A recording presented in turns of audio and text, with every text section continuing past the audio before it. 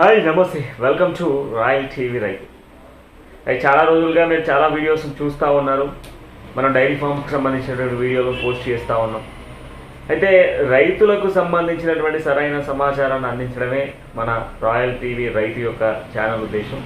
అయితే ప్రధానంగా ఈరోజు ఏ టాపిక్ పైన మనం చర్చించబోతా ఉన్నాం, ఏంది అసలు ఈరోజు అంశం మనం మాట్లాడుకోబోతున్నాం అంటే, చాలామంది రైతులు లేదంటే సాఫ్ట్వేర్ ఇంజనీర్లు, ఐటీ రంగానికి సంబంధించిన ఐటీ పరిశ్రమలో పనిచేసేటువంటి వాళ్ళు మనల్ని సంప్రదించినప్పుడు కానీ మనల్ని చాలామంది అడుగుతున్నటువంటి ప్రశ్నకు ఈరోజు మనం ఈ యొక్క వీడియో చేయడం జరుగుతూ ఉంది. అయితే దీంట్లో ప్రధానంగా వీడియో ఏంటి అని అంటే, పాడి పరిశ్రమ అంటే డైరీ ఫార్మ్స్ స్టార్ట్ చేసేటువంటి వాళ్ళు ఎలా స్టార్ట్ చేయాలి, డైరీ ఫార్మ్ స్టార్ట్ చేసే ముందు ఏమేమి చూసుకోవాలి, వీటికి సంబంధించి చెప్పండి. దీంట్లో ప్రధానంగా ఏమేమి చూసుకొని డైరీ ఫార్మ్ స్టార్ట్ చేయాలని చెప్పేసి అడుగుతూ ఉన్నారు.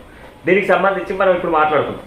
ముందుగా డైరీ ఫార్మ్ స్టార్ట్ చేయాలి, డైరీ వ్యాపారంలో ముందుకు వెళ్ళాలి అనుకునేటువంటి వాళ్ళకి సంబంధించి ముందుగా మీరు చూసుకోవాల్సింది ఏంటి అని అంటే, డైరీ ఫార్మ్ స్టార్ట్ చేసేటప్పుడు మనం చేసే బిజినెస్ అంతా కూడా పాలపైన జరుగుతుంది. అలాంటి పాలపైన బిజినెస్ చేసినప్పుడు ఆ పాలకు సంబంధించినటువంటి సరఫరా చేసేటువంటి సత్తా మన దగ్గర ఉండాలి.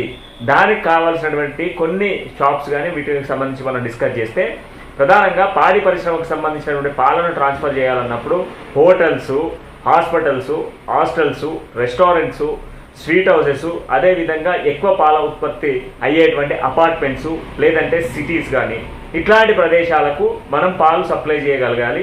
అంతేకాకుండా మేము గ్రామీణ ప్రాంతంలో ఉంటున్నాం, ఇక్కడ పాలను సప్లై చేయాలనుకుంటే ఊర్లో ఉన్నటువంటి వాళ్ళ కాంటాక్ట్స్ ద్వారా వాళ్ళకి పాల సప్లై చేసేటువంటి క్యాపబిలిటీ ఉండాలి. లేదు అనుకుంటే సమీపంలో పాల సేకరణకు సంబంధించినటువంటి కేంద్రాలైనా ఉండాలి. అలాంటప్పుడే పాడి పరిశ్రమ మొదలుపెట్టండి.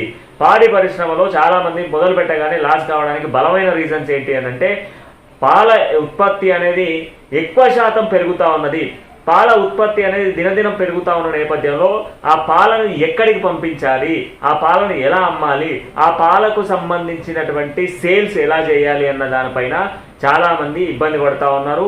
ఆ పాల యొక్క దిగుబడి పెరిగినప్పుడు ఆ పాలను ఏ విధంగా అమ్మాలి అన్నటువంటి నేపథ్యంలో పాలు సరిగ్గా అమ్మలేక, పాలను సరైనటువంటి ప్రాంతానికి చేరవేయలేక చాలా మంది ఈ యొక్క డైరీ ఫామ్ లో లాస్ అయిపోతా ఉన్నారు.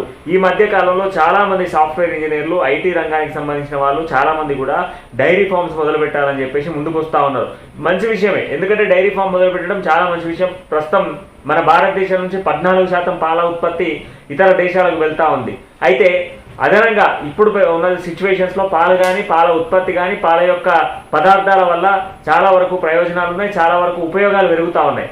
అయితే ఈ నేపథ్యంలోనే పాల ఉత్పత్తి అనేది ఇంకా పెరగాల్సినటువంటి అవసరం ఉన్నది. కనుక పాల డైరీ ఫామ్ స్టార్ట్ చేయడం మంచిదే, కానీ సరైనటువంటి ప్రాంతం, సరైనటువంటి పాల సేల్స్ అనేది కరెక్ట్గా ఉన్నప్పుడే మీరు పాల యొక్క డైరీ ఫార్మ్స్ ఏదైతే ఆవులది కానీ లేదంటే గేదెలది కానీ స్టార్ట్ చేసే ముందు ఇవి జాగ్రత్తలు తీసుకొని మనకు పాలకు సంబంధించినటువంటి సప్లై చేయగలుగుతామా లేదా అనేది ప్రధానంగా చూసుకోవాలి. మరొకసారి చెప్తా ఉన్నా, డైరీ ఫామ్ మొదలు పెట్టాలనుకుంటున్న రైతులందరికీ కూడా విజ్ఞప్తి ఏంటి అంటే, పాల యొక్క ఉత్పత్తి అయ్యేటువంటి పాలను మనం సరిగ్గా సప్లై చేయగలుగుతున్నామా, ఏ ప్రాంతాలకు సప్లై చేయగలుగుతున్నాం, ఏ విధంగా సప్లై చేయగలుగుతా ఉన్నాం, మన దగ్గరలో షాప్స్ కానీ, హోటల్స్ కానీ, లేదనుకుంటే రెస్టారెంట్స్ కానీ, హాస్పిటల్స్ కానీ, లేదనుకుంటే ఇంకేదైనా బిజినెస్ ఓరియంటర్లో ఉన్నటువంటి హోటల్స్, షాపింగ్ మాల్స్, షాప్స్, లేదనుకుంటే నిత్యం రద్దీగా ఉండేటువంటి సిటీస్ కానివ్వండి, అపార్ట్మెంట్స్ కానివ్వండి, లేదనుకుంటే అట్లీస్ట్ పాలకు సంబంధించినటువంటి సేకరణ కేంద్రాలు ఉన్నటువంటి ప్రాంతంలో మీ యొక్క పాడి పరిశ్రమకు సంబంధించినటువంటి డైరీ ఫామ్లు మొదలుపెట్టే ప్రయత్నం చేయండి. అట్లాంటప్పుడే మీరు అధిక మొత్తంలో లాభాలు పొందడానికి అవకాశాలు ఉంటాయి. పాల దిగుబడి పెరిగే కొద్దీ కూడా మీ పాల సప్లై అనేది చేసుకోవడానికి అడిషనల్గా మీకు ఇన్కమ్ పొందడానికి కూడా అవకాశాలు ఎక్కువ శాతం ఉంటాయి. మరో వీడియోతో మళ్ళీ కలుద్దాం.